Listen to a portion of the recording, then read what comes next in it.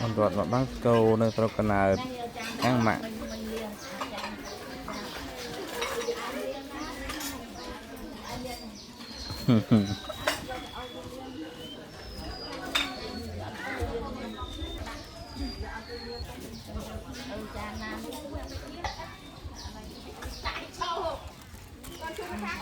bòn bòn vuốt